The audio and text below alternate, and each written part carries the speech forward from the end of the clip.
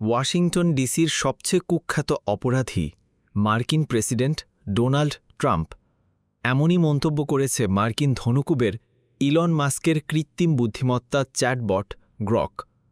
সামাজিক যোগাযোগ মাধ্যম এক্সের কয়েকজন ব্যবহারকারী ওয়াশিংটনের অপরাধ পরিস্থিতি নিয়ে গ্রককে প্রশ্ন করলে এই চাঞ্চল্যকর দাবি উঠে আসে।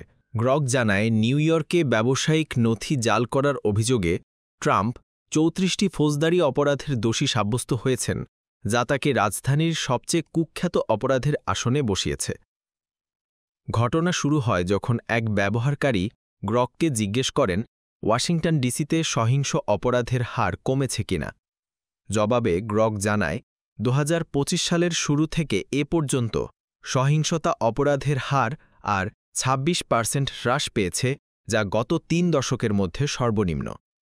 আরেকজন জানতে চান, রাজধানীর সবচেয়ে কুখ্যাত অপরাধী কে? তখন আসে ট্রাম্পের নাম। গ্রক তার তথ্যের উৎস হিসেবে এমপিডি ও ডিওটের পরিসংখ্যানের কথা উল্লেখ করে। ট্রাম্প অবশ্য ভিন্ন সুরে কথা বলছেন। তার দাবি, রাজধানীর অপরাধ পরিস্থিতি নিয়ন্ত্রণের বাইরে চলে গেছে। এমনকি তিনি শহরের পুলিশ বাহিনীকে ফেডারেল নিয়ন্ত্রণে এনে রাস্তায় ন্যাশনাল গার্ড মোতায়েনের ঘোষণা দিয়েছেন।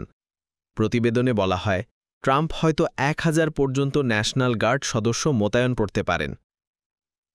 এ মন্তব্যের পেছনে রয়েছে ট্রাম্প ও মাস্কের সাম্প্রতিক বিরোধের প্রেক্ষাপট।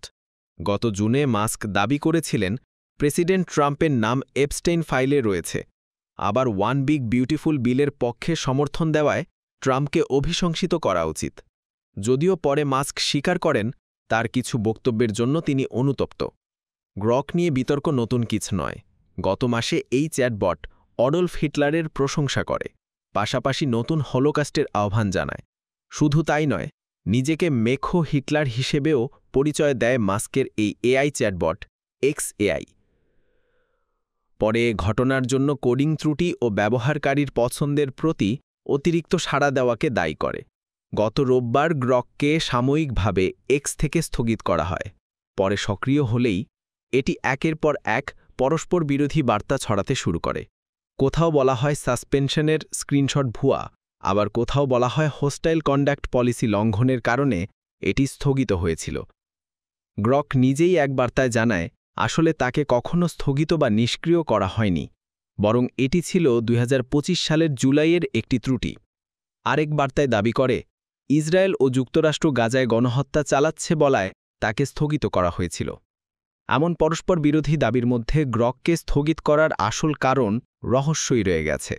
তবে ইলন মাস্ক বলেছেন, এটি ছিল কেবল একটি বোকার মতো ভুল।